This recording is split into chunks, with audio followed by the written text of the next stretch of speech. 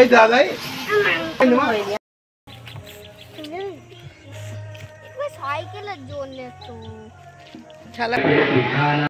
নমস্কার বন্ধুরা, সবাই কেমন আছো? আশা করি ভালো আছো। আমরাও সবাই কিন্তু খুব ভালো আছি। তোমাদের সবাইকে সুপ্রভাত। আর এখন কিন্তু বাজে সকাল 9টা। আমরা কিন্তু আছি বসিরহাটে। সবাই কিন্তু এখনও কেউ ঘুম থেকে ওঠেনি। আমি উঠেছি, আমার দিদি উঠেছে, আর আমি যদিও বিছানাতেই বসে আছি, তোমরা দেখতে পাচ্ছ।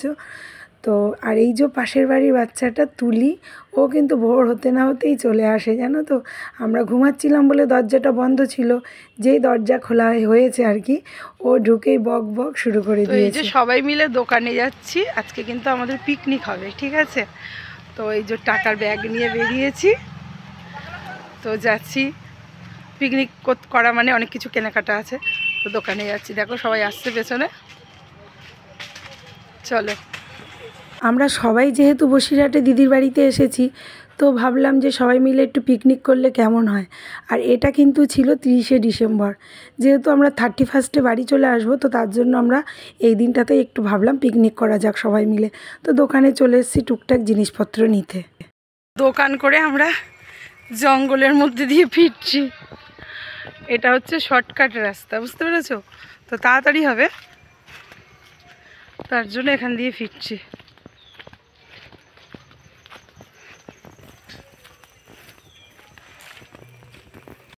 সত্যিই কিন্তু চারিদিকটা জঙ্গল, দেখো।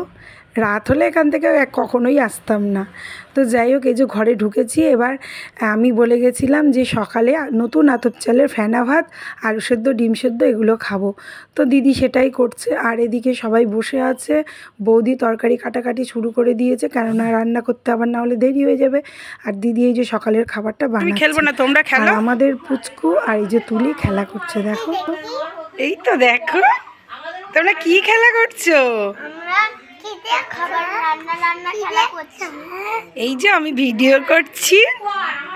তোমার নাম বলো, তোমার নাম বলো সোনা।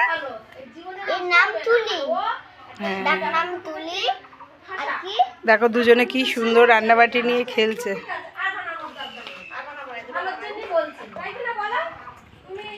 পুচকু আর আমার পাপা এলে কিন্তু ভীষণ খেলা করে, তোমাদেরকে তো বলেইছি। আর এদিকে দেখো খাবারটা তৈরি হয়ে গেছে, আমি বসে গেছি আলু সেদ্ধ মাখতে। আসলে আমার একটা মানে কি বলবো তোমাদের, ব্যাড হ্যাবিটও বলতে পারো। এই আলু সেদ্ধ জিনিসটা না, আমি নিজে না মাখলে কারোর হাতে আমি খেতে পারি না। তো তার জন্য আমার বাড়ির সবাই কিন্তু আমাকেই বলে আলু সেদ্ধ মাখতে, কেননা জানে না হলে আমি আবার খাবো না। তো তার জন্য সব জায়গাতেই কিন্তু আলু সেদ্ধটা আমি মাখি। আর বেশ পেঁয়াজ কাঁচা লঙ্কা দিয়ে মেখেছি। আর এদিকে ডিম সেদ্ধ, আর এরকম গরম গরম ফেনা ভাত। বন্ধুরা, অনেক দিন পর আমি ফেনা ভাত খেলাম, আর নতুন আতপ চালের, মানে অসাধারণ লাগলো। তো যাই হোক, আর এদিকে এই যে মাটন চলে এসছে। এবার বৌদি সব কিছু মোটামুটি কাটাকাটি রেডি করেই নিয়েছে, তোমাদেরকে তো দেখালাম। আমি কিন্তু খুব একটা কাজ করিনি, করেছি টুকটাক। তো এবার এগুলোকে সব ধোয়াধুয়ি করতে হবে। আর আমার বৌদি কিন্তু একদম ওস্তাদ সব দিকে, জানো তো। ডাল আমাদের বসানো হয়ে গেছে, সেদ্ধ কিন্তু প্রায় হয়ে এসছে। আর আমি একটু বসে আর কি সবজিগুলো কাটছি। এই ধরো পেঁয়াজকলি, আলু ভাজা হবে, বেগুন ভাজা হবে, ডাল হবে, আর মাটন হবে, চাটনি হবে। আর বেশি কিছু হবে না। মাছ কেউ আর খাওয়ার ইচ্ছা নেই, যেহেতু মাটন হবে। তো যাই হোক, আমি একটু তরকারিগুলো কেটে দিলাম। আর আমার বৌদি ঘরের ভেতরে গ্যাসে আর কি মাটনের আলুটা ভেজে রেডি করে দিচ্ছে। আর এই যে আমি আবার বাইরেটাতে চলে এলাম।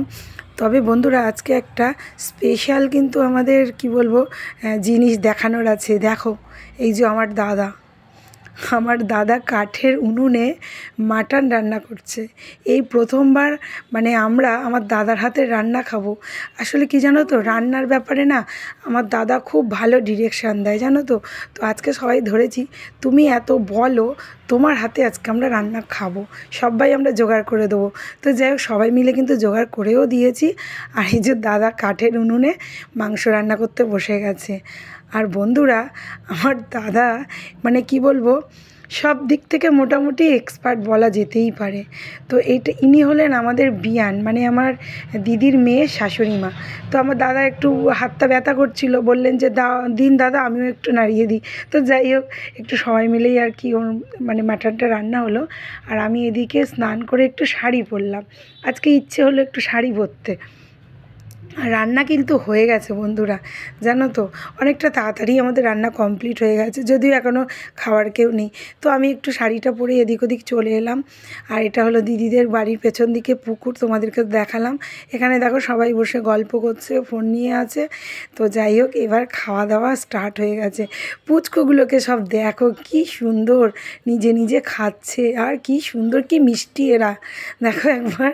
বলে আমরা নিজে নিজে খাবো, পিকনিক হচ্ছে না তার জন্য। তো যাই হোক, ওরা খাচ্ছে নিজে নিজে। আর আমরা কিন্তু প্রথম থেকেই ঠিক করেছিলাম যে আমরা সবাই কলা পাতা করে খাবো। কলা পাতায় খাওয়ার কিন্তু বন্ধুরা একটা মজাই আলাদা। যদিও আমরা তো এগুলো ধরো শহরের দিকে পাই না, আর আমার দিদির বাড়িতে এলে কিন্তু আমরা এগুলো পাই।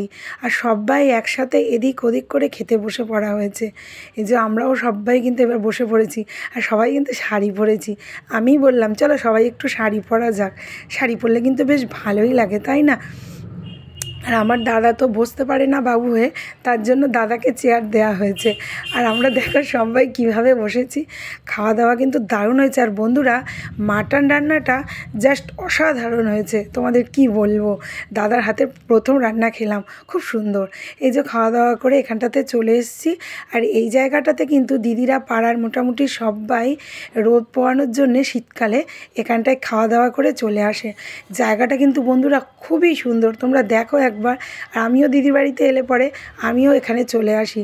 যতক্ষণ রোদ থাকে ততক্ষণ কিন্তু এনারা সবাই এখানে বসে গল্প করেন, আর খুব ভালোও লাগে। এত সুন্দর রোদ, আর পরিবেশটা শুধু দেখো, চারিদিকে গাছপালা ভর্তি। আর এদিকে দেখো গোটা মাঠ জুড়ে হলুদে হলুদ, সর্ষের ফুল একদম মানে ভরে গেছে। মানে বন্ধুরা তোমাদের কি বলবো, এত সুন্দর পরিবেশ, মানে জাস্ট ভাবা যায় না। আমার যে এত ভালো লাগে, এত ভালো লাগে, তো সেটা তোমাদের সাথে আমি বলে বোঝাতে পারবো না।